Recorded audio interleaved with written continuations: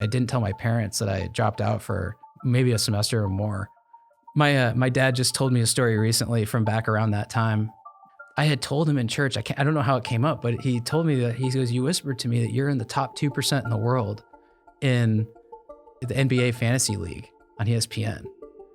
And then my dad asked me what my grades were this semester in my and I said, shoot, I you know what? I never looked. I'm gonna have to check. And my dad said he's sitting there in church thinking, you're top 2% in the world in fantasy basketball, and you didn't even think to check your grades before Christmas? From Grindstone, this is Nebraska Made, a narrative journey through the lives of Nebraska's most inspiring business leaders. We unpack the intimate details of how our guests navigated obstacles and built their companies in pursuit of the good life. I'm JT Martin, and today we hear from the co-founder and CTO of Nebraska's tech startup darling, OpsCompass.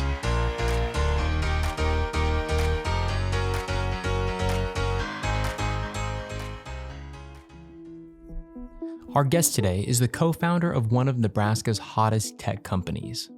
I'm John Grange, and I'm co-founder and CTO of OpsCompass. Get to know the name OpsCompass because they have a lot of capital and a lot of momentum. See, OpsCompass essentially helps companies shift operations to the public cloud. And you might ask, what is the cloud exactly?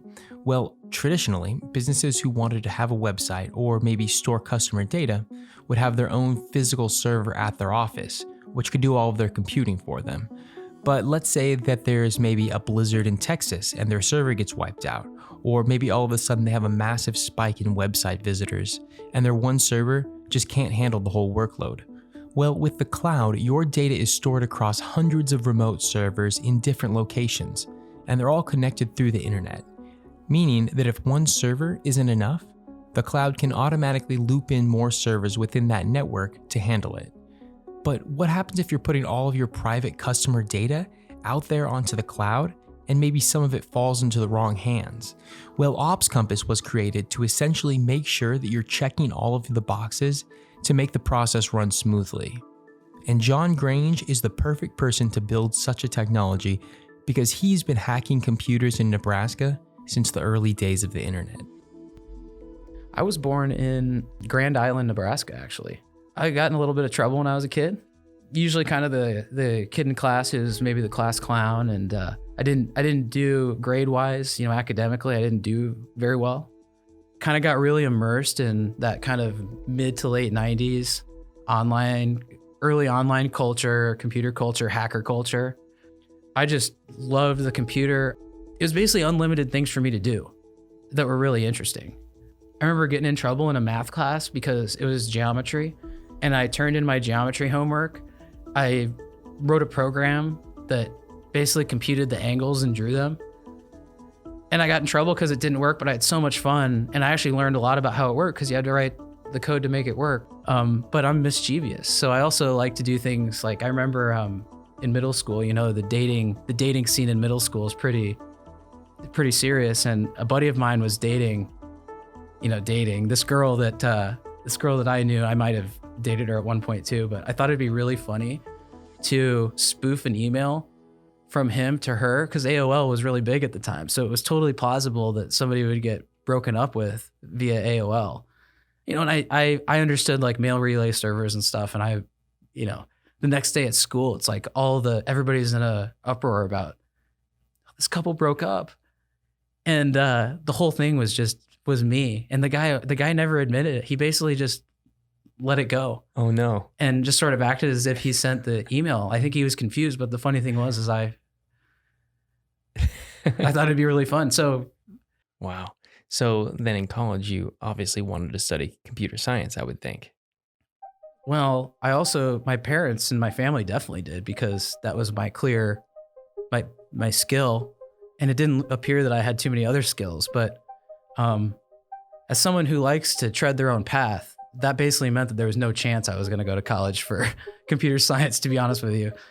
So I actually went to college for commercial real estate finance. Different? Yeah. When I got to college, man, I had like 3 computers in my dorm room, and I loved that nobody knew me. And And I just like tried all sorts of stuff. My partner, who ended up being my partner in our first company, we did a bunch of stuff together too, that just kind of throwing stuff off the wall. And like, we had this great idea, actually. We were just too young and in the wrong city probably. But we went to real estate developers in Omaha who were developing out the West Dodge corridor. And we went to them and we said, if you give us a server closet and an internet connection, we're going to do this thing called virtualization. And we're going to give you the ability to offer any of these tenants the ability to plug into these servers, which means they'll only have to buy computers once. They won't have to refresh because all the computing's happening in the closet. We actually kind of took it a long way, and what we were eventually told by somebody who very well respected, leader of we got to the point where we were talking to like the head of a couple firms, basically like, hey, you guys are way too young, and this is the type of thing that's a great idea, but you guys need to be in like Chicago or something with it, because people in Omaha aren't going to pay for that. So John is getting experience creating companies and pitching investors while attending UNO. And around this time, in the early 2000s, there was a new web content management platform, so similar to what WordPress would be today, but this one was called .NET Nuke. Well, John and his friends see an opportunity to build a data center and provide hosting for .NET Nuke websites, which means essentially that they would provide the servers and the internet access for their clients. And the timing of this idea really could not have been any better. Companies were using .NET Nuke to build intranet portals for like corporate intranets, building websites. So we had this little hosting business where we would host these .NET Nuke sites for like $5 and $10 a month. And it was just timing and stuff. Web 2.0, you got to understand, in 2004 and 5, every company basically at the same time was trying to make content management available on their website. They wanted forums, they wanted document management. I mean, it was just this explosion. And we were kind of, we were right there, right time. My partner and I were both very confident and both just sort of like, let's like literally just try everything, because why not? And like maybe something will work. And this really started taking off. That's when like I said, we had like maybe 7, 8, 9, 10 employees by the time I really just kind of quit school. And actually I didn't tell my parents that I dropped out for maybe a semester or more. Wow. And I remember when we like made the decision, because things were really going well, to pay ourselves $40,000 a year, which like I seriously remember having the thought in my head, it's like, I don't know if I'm even going to need any more, just kind of that, youthful, naivete, So that around that time that happened, and we were still working out of the basement of my partner at the time's house, and we pretty quickly grew and ended up in an office and grew a lot. So that's kind of how college, that was really the nail in the coffin for college for me, was that just very much demonstrably taking off. Yeah. And in the meantime, you're trying to convince your parents that you're still in college, though. Yeah. Yeah. Luckily, there was never a whole lot of evidence that I was in college outside of report cards and stuff. So maintaining the ruse wasn't too hard. Noted. My dad just told me a story recently from back around that time. I had told him in church, I don't know how it came up, but he told me that, he goes, you whispered to me that you're in the top 2% in the world in the NBA Fantasy League on ESPN. And then my dad asked me what my grades were this semester, and I said, oh shoot, I you know what? I never looked. I'm gonna have to check. And my dad said he's sitting there in church thinking, you're top 2% in the world in fantasy basketball, and you didn't even think to check your grades before Christmas. This is a great example of young people. I wish that I could still do stuff like this. So we really wanted to make a name for ourselves, and we were already the biggest .NET Nuke hoster in the world. But like we were also, when you're young like that, you have a little bit of a chip on your shoulder, even though you just think that nobody respects you, and you just think that everybody thinks that you're just a couple kids, so you overcompensate a little bit. So there's this .NET Nuke got invited to this huge Microsoft conference called Dev Connections in Las Vegas. And Dev Connections is a big deal. It's at Mandalay Bay, and .NET Nuke was going to be a part of it. So that was a big thing for the community. We bought the platinum sponsorship to Dev Connections. So it's like Dell, VMware, Infosys, and us. We had never really done a conference. We had the biggest freaking floor for a booth. And you have to pay like union workers to do it. Like, so it was crazy. It cost a lot. And like, did you see an ROI from that conference? We don't know. Like we weren't measuring. Now, what I would say is, heck yeah. Like, I think so. Hey, Nebraskans, have you or your business had to cancel an in-person event because of COVID? Grindstone is a media production firm who, among other things, specializes in live streamed events. Live streaming keeps you top of mind and engaged with your audience, and it's SEO gold right now. Visit grindstoneagency.com to learn more. We made a lot of money in a really short period of time. When you're young, that affects you in different ways. And we were doing really, really well and had some exit offers, and I ended up exiting out of that company before my partner did.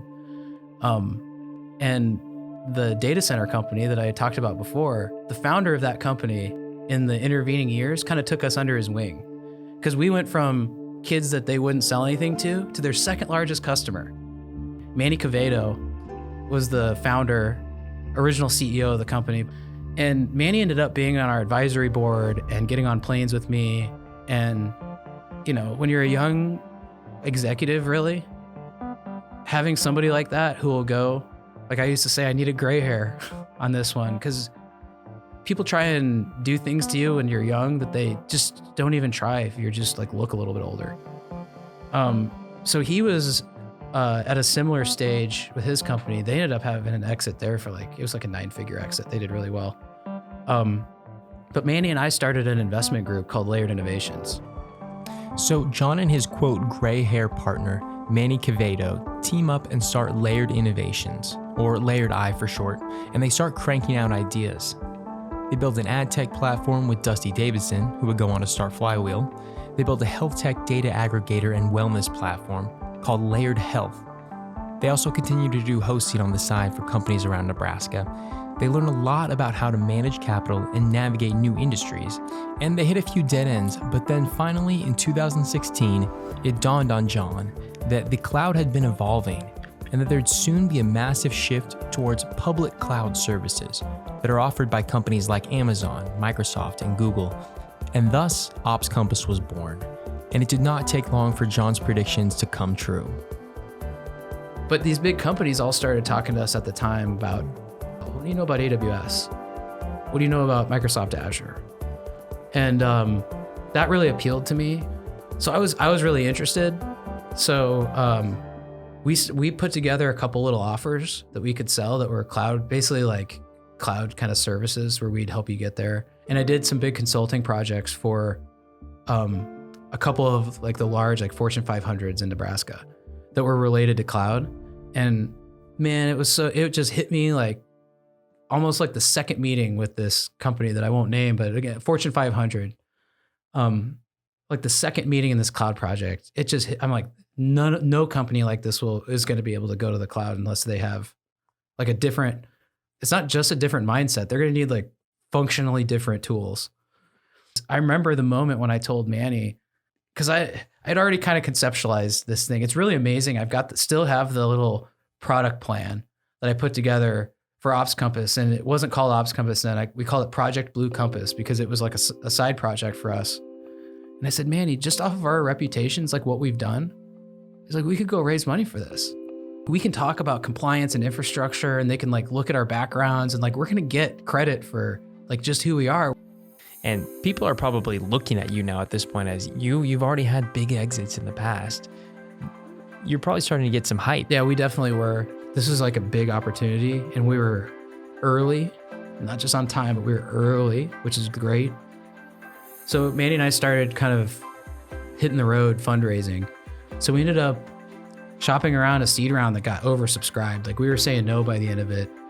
We had like the most people at the time. It was the most people that had come to a Nebraska Angels pitch thing. I mean, we had to tell people, that the round was closed. Like it was an amazing response to our fundraise.